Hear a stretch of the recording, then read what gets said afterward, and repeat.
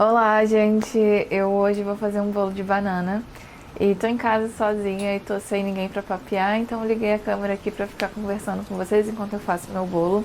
Eu vou fazer um bolo que é a receita da Paola Carrossela e é um bolo de Dia das Mães, e que é domingo que vem, Dia das Mães, né? Então acho que é por isso que apareceu pra mim no YouTube. Aí eu vi esse vídeo e fiquei com muita vontade de fazer. Resumindo, eu sou péssima em fazer bolo. Motivo número um, porque eu nunca faço. Motivo número dois, porque eu não tenho um forno a gás. A gente aqui em casa, a nossa cozinha, ela foi na verdade, ela foi projetada pela gente, esse apartamento é alugado. Mas esse espaço que eu estou, que hoje é a nossa cozinha, na verdade, ele era uma parte da varanda. Então não tinha nada aqui pra cozinha, né? Inclusive a luz, a gente teve que puxar a luz pra cá. O cano de água, a gente teve que puxar pra cá. Foi uma forma da gente conseguir ter uma cozinha um pouco mais aconchegante, assim, pra gente fazer coisas que a gente gosta de fazer na cozinha.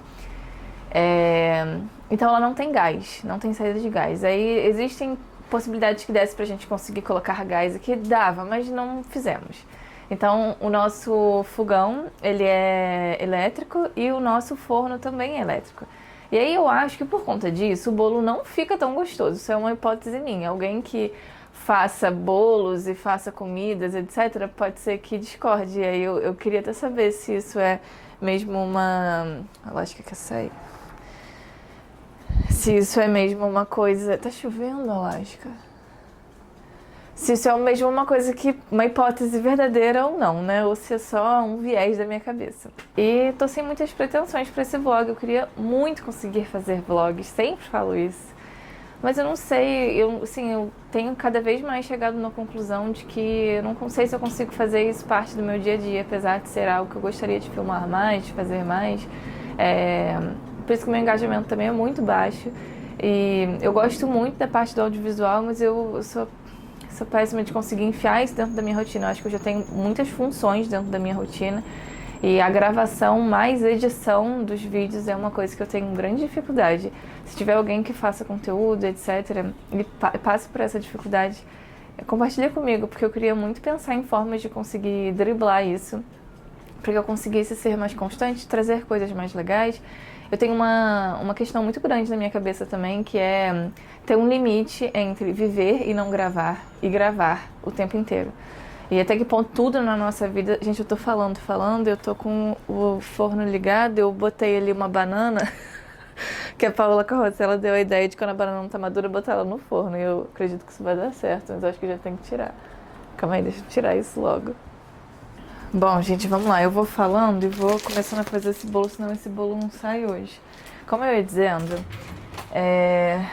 eu tento muito manter um limite e aí muitas vezes eu quero fazer coisas que você olhe, porque quem gosta do audiovisual sabe que às vezes você olha uma coisa e você fica tentado de tirar uma foto, sabe que aquela foto vai ficar muito legal, ou enfim, gravar um vídeo. Eu acho que quem de repente não tem esse traço tão artístico na fotografia não passe por essa sensação. Mas eu passo muito, várias vezes eu olho uma situação, olho uma cena, olho algo que eu tô fazendo e penso, nossa, isso aqui ia dar um vídeo muito legal. Mas às vezes eu tento manter a minha parte humana de que não precisa ser gravado, entendeu? Por exemplo, esse fim de semana eu tive um fim de semana muito legal, tava um dia muito bonito. Eu pensei várias vezes em pegar a câmera pra gravar. Mas enfim, acho que não era o caso, sabe? Era um dia, enfim, que eu tava com outras pessoas junto, então é isso, eu passo muito por esse questionamento. E aí por isso também muitas vezes eu não gravo, muitas vezes também não consigo fazer muitos conteúdos. Por isso não consigo ter essa constância, porque às vezes eu acho que está over. Ficar gravando tudo, ficar tudo transformando em conteúdo. Então eu tenho passado por uma trajetória assim, bem de questionamento com relação à rede social, com relação à filmagem, à foto, a vídeo. Eu inclusive esses dias comprei um álbum, eu comprei anteontem naquela loja Papel Craft. Comprei um álbum lindo pra eu começar a organizar minhas fotos, porque eu ainda não tinha nenhum álbum bonito. Ele tem uma capa de linho, assim, super bonita. E já revela minhas fotos há um tempo, mas ainda não tenho álbuns bonitos pra que eu possa fazer as minhas fotos reveladas direitinho, bonitinhas. Mas assim, reparo que eu tenho uma quantidade de conteúdo absurda sobre a minha vida, sabe? E também me questiono até que ponto eu preciso ter tantas memórias da minha vida. É um questionamento também que eu me faço. E a verdade é que eu acho que a gente não precisa de tanta coisa assim, não. Acho que é só um hábito que a gente foi pegando com o tempo E acho que é bem prejudicial, assim, pra gente, a quantidade de foto que a gente tira, a quantidade de como a gente fica vidrado nisso o tempo inteiro. Então, assim, eu tenho uma questão, assim, de gravar muitas coisas, de tirar muita foto das coisas, depois eu não tenho nenhum lugar pra guardar isso. E ultimamente tenho tentado cada vez mais fazer uma limpa nisso e repensado antes de ficar fazendo foto, vídeo, foto, vídeo, foto, vídeo. É isso, gente. Vou fazer meu bolo, senão esse bolo não sai hoje.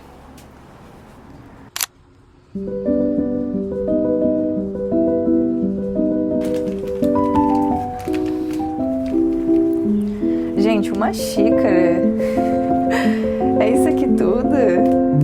Tipo assim, depende do tamanho da xícara, né? Tem xícaras pequenas, tem xícaras grandes. Será que eu encho ela toda? Ou será que... pesquisar na internet, peraí.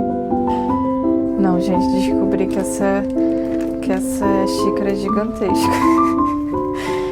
que é mais ou menos 240 ml ou 250 ml. Então, eu já medi ali que vai ser uma xícara cheiona, ao invés de ser 2 xícaras, é só um pouquinho da outra. Ai, gente, tomara que dê certo. Tudo que eu faço dá errado de cozinha, sério. Opa, foi gol.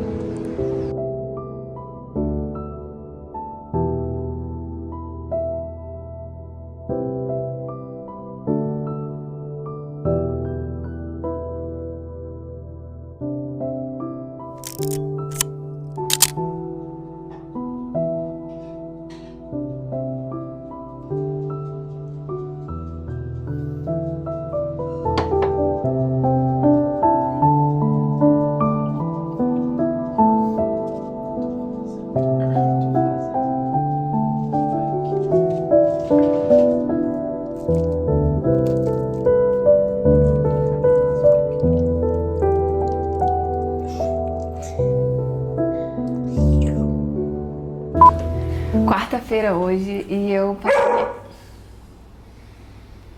Gente, sério, cara. Alaska, vem aqui. Vem aqui. Você vai ficar gritando no meio dos vídeos, cara? Que coisa mais chata. A gente já passeou, já brincou, já dei sua comida. Você é um cachorrinho ingrato.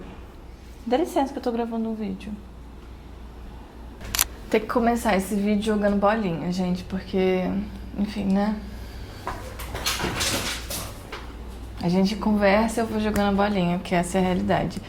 Enfim, quarta-feira hoje, e eu decidi ligar a câmera pra falar algumas coisas com vocês a respeito de alimentação, que é uma coisa que eu tenho mudado na minha vida de um tempo pra cá, de N formas, mas desde que eu comecei a fazer a pós-graduação de saúde pública da Fiocruz, eu tô ingressa em um assunto que é soberania alimentar, segurança alimentar, que eram termos que eu ainda não conhecia. Então, se você ainda não conhece, eu indico muito pra você assistir esse vídeo do Átila Lamarindo, se não me engano é o nome dele. Eu assistia muitos vídeos dele na época da pandemia, de repente alguém vai se identificar. Mas eu achei muito legal esse vídeo dele explicando o que é a soberania alimentar e tudo mais.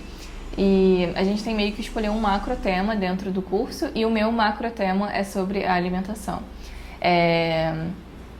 Enfim, então tô bem imersa dentro disso, aprendi algumas coisas e, consequentemente, eu mudei o meu dia a dia. Não sei se isso vai durar por muito tempo, espero que perdure o máximo possível, né? Mas é aquilo, às vezes a gente começa as coisas muito animado, muito agitado, e o negócio também não dura muito, não vai muito pra frente. Pausa pra bolinha. Vem, Lala, vem aqui, solta. Enfim, como eu estava dizendo, eu tenho pedido uma cesta de alimentos orgânicos aqui em casa, quem diria, né?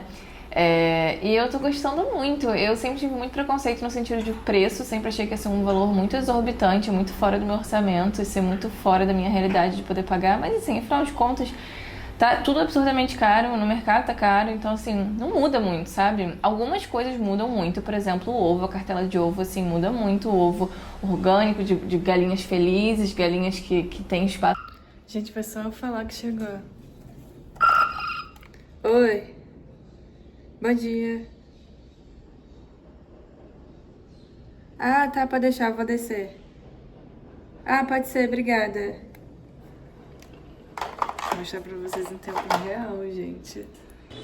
Ó, gente, ela chega assim. Eu comprei couve. Como é que chama? Macarrão de palmito e pupunha, né? Será que é bom isso? Não sei. Manteiga.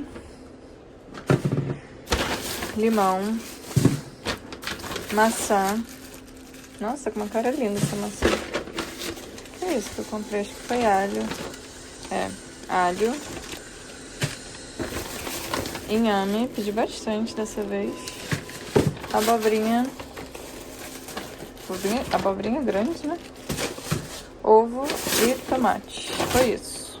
Como eu ia dizendo, algumas coisas mudam muito nessa cesta, como por exemplo o preço do ovo. Uma cartela às vezes com 30 ovos que a gente compra aqui embaixo, num mercado normal, muitas vezes é o preço de uma cartela de ovos com 12 ovos, né? Mas são ovos de galinhas felizes, galinhas que correm pelo pasto né, são felizes e vivem uma vida feliz. Então, assim, eu me agarro a essa informação. Mas, assim, são preços pagáveis muitas vezes, sabe? Então, eu acho também que são escolhas. Mas você agenda no site, é super fácil de fazer e você basicamente faz suas compras online. E eles entregam na sua casa. Aqui na Zona Sul eles entregam toda quarta-feira, mas eles entregam em vários outros bairros. Entregam na Zona Oeste, na Zona Norte, em Niterói eles entregam também. Então eu acho que vale a pena dar uma olhada se você tem interesse nesse tipo de negócio. Mas assim, eu acho que é isso, são escolhas. Às vezes a gente escolhe pagar um preço um pouquinho maior para que a gente tenha também uma segurança no alimento que a gente está pagando. E eu tenho gostado, é a segunda vez que eu compro. E da primeira vez deu R$89, se não me engano, R$90 a cesta que eu pedi. Foi uma cesta que durou uma semana de alimentação, né? E dessa vez eu pedi um pouco mais de coisas, que deu R$120, se eu não me engano. Mas eu pedi manteiga, pedi outras coisas. Da primeira vez eu pedi iogurte, etc. Mas quando vocês entrarem no site, vocês vão ver que é super fácil de comprar. Eu vou mostrar pra vocês aqui como é que é o layout dele, mais ou menos. Vou deixar o link aqui pra vocês, se vocês quiserem comprar também. E parece que tem um café da manhã também lá em Santa Teresa, todo sábado. Eles têm a amostra de produtos deles, mas é um café da manhã também, saudável, etc.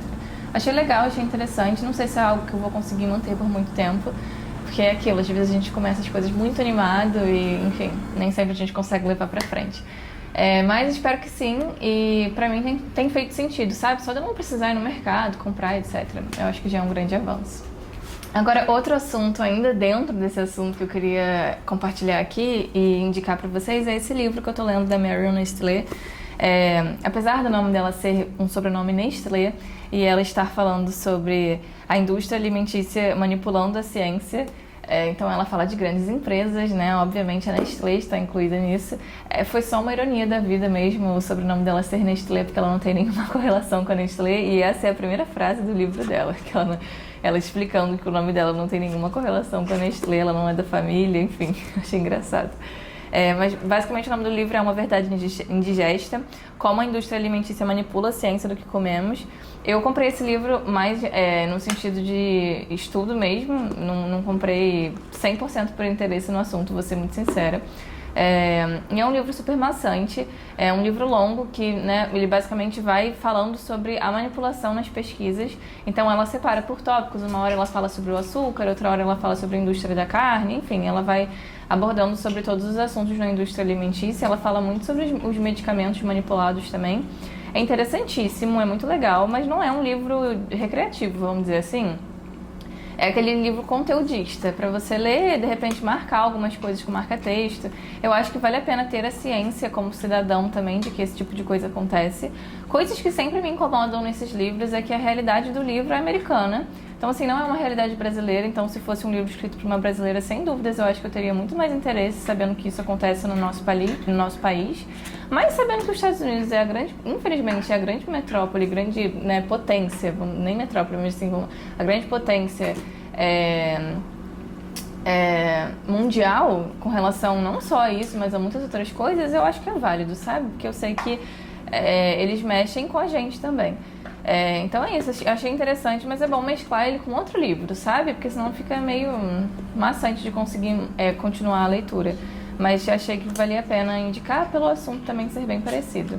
É isso, gente. Espero que vocês gostem das minhas indicações. Se vocês pedirem alguma coisa no MPA, me avisem, que eu também quero saber. E se lerem esse livro também, que eu também quero saber. É isso, vou deixar vocês continuarem a acompanhar a minha rotina.